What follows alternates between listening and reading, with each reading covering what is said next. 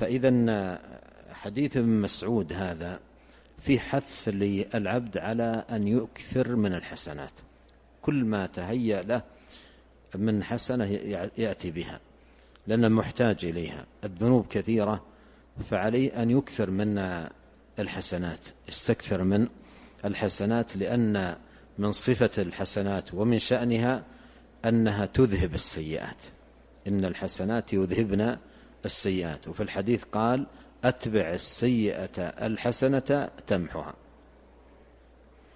الآن استمعوا لهذه القصة العجيبة. سبحان الله، هذا رجل من الصحابة أصاب من امرأة قبلة واحدة،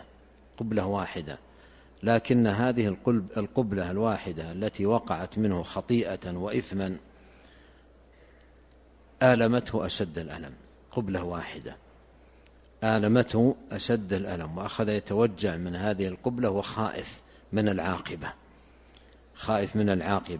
فجاء إلى النبي صلى الله عليه وسلم فأخبره، يريد العلاج، يريد الخلاص، يريد النجاة. قبلة واحدة وخائف منها خوف عظيم جدا، وجاء يطلب الخلاص والنجاة. ومن الناس من يقترف عظائم ولا يتحرك قلبه ولا يتألم ولا يشعر أنه ارتكب عظيما، ولا أيضا يتذكر قلبه وقوفه بين يدي الله وأن الله سيجازيه على هذه الأعمال. يمضي هذا المسكين في لذة زائلة فانية، لكن يأتيه من ورائها عواقب وخيمة، مثل ما قال القائل: تفنى اللذاذة ممن نال صفوتها من الحرام، ويبقى الخزي والعار، وتبقى عواقب سوء من مغبتها، لا خير في لذة من بعدها النار. فبعض الناس منغمس ومتمادي في الذنب وليس في قلبه إحساس ألم وجع. هذا قبلة واحدة، هذا الصحابي رضي الله عنه قبلة واحدة آلمته أشد الألم وتوجع منها، وجاء إلى النبي صلى الله عليه وسلم يطلب الخلاص.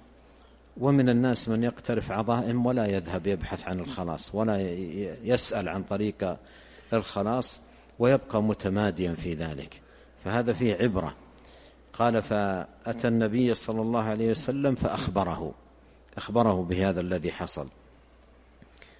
قال: فأنزل الله: وأقم الصلاة. سبحان الله، الخوف هذا الذي في قلبه كان له أثر عظيم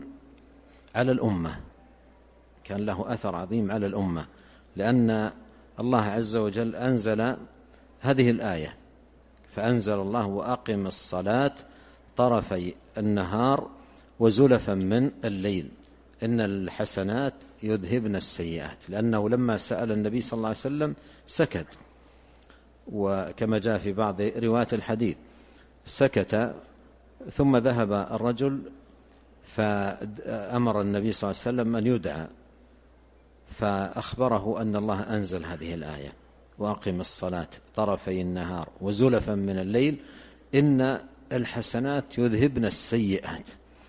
فقال الرجل رضي الله عنه وأرضاه: ألي هذه يا رسول الله؟ هذا خاص بي أنا، الآية هذه نزلت بي أنا خاصة، ألي هذه يا رسول الله؟ قال: لجميع أمتي كلهم، ليست خاصة، هذه عامة. فهذا الرجل قبلة واحدة خاف منها وخاف من عاقبتها، وجاء نادما ومتألما، وأكرمه الله سبحانه وتعالى بنزول هذه الآية التي هي للأمة كلها، أن الحسنات يذهبن السيئات. من فوائد هذه الآية والحديث أن العبد عليه أن يكثر من الحسنات، ويجتهد أيضا في تتبع الأعمال والأقوال والأسباب المضاعفة للأجور. المضاعفة للأجور، لأن هناك ثواب مضاعف، هناك ثواب مضاعف لبعض الأعمال، بعض الأذكار. يعني مثلا الآن لما قال النبي صلى الله عليه وسلم لجويرية: لقد قلت بعدك 4 كلمات لو وزنت بما قلت لوزنتهن. فهناك تضعيف، هناك تضعيف. والشيخ ابن سعدي رحمه الله تعالى له رسالة مهمة جدا في هذا الباب، قصيرة لكنها ثمينة وعظيمة، وسبقا عقدنا في قراءتها ومدارستها في هذا المكان مجالس، وهي أسباب مضاعفة الأجور. أسباب مضاعفة الأجور حقيقة من أنفس ما جمع وكتب في هذا الباب، قصيرة ونافعة. هذه تعطيك أيها المسلم فقها في هذا الباب، فقها في هذا الباب، كيف تنتقي لنفسك الثواب المضاعف، الثواب المضاعف في باب الذكر، في اغتنام المواسم، مواسم الخيرات، اغتنام الأوقات الفاضلة، اغتنام الزمان الفاضل. هناك ثواب مضاعف. الصلاة في هذا المسجد تعدل 1000 صلاة فيما سواه إلا المسجد الحرام.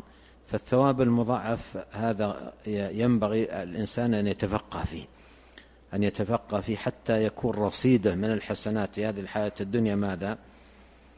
كثير جدا وعظيم.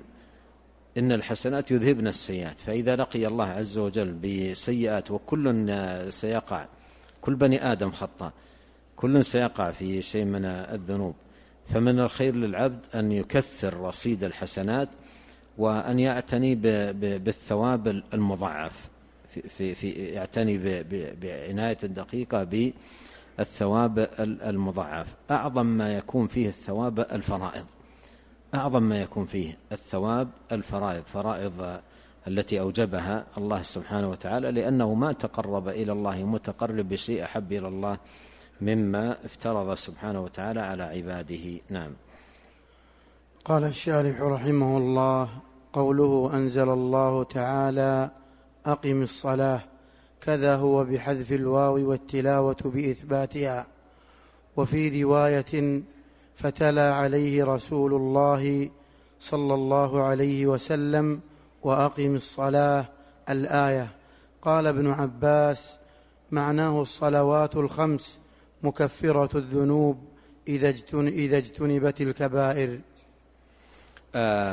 هذه الآية وأقم الصلاة طرفي النهار وزلفا من الليل، فيها ذكر الصلوات الخمس، مثلها قول الله سبحانه وتعالى في سورة الإسراء: أقم الصلاة لدلوك الشمس إلى غسق الليل وقرآن الفجر إن قرآن الفجر كان مشهودا. هذه فيها ذكر الصلوات الخمس. كذلك مثلها: فسبحان الله حين تمسون وحين تصبحون. أيضا كذلك فيها ذكر أو إشارة إلى أوقات الصلوات الخمس التي افترضها الله سبحانه وتعالى على عباده. ولهذا ابن عباس يقول: معناه الصلوات الخمس مكفرات الذنوب إذا اجتنبت الكبائر. وهذا المعنى جاء مصرحا به في الحديث الذي قال فيه عليه الصلاة والسلام: الصلوات الخمس والجمعة إلى الجمعة ورمضان إلى رمضان، ورمضان إلى رمضان. ونحن اليوم صلينا الفجر ويوم جمعة وفي رمضان، هذه كلها انفتحت لنا الآن أبواب في التكفير، أمر عظيم جدا. وهذا فضل من الله سبحانه وتعالى، فضل عظيم من الله سبحانه وتعالى. والعبد ينبغي عليه أن يغتنم مواسم الخير. نعم.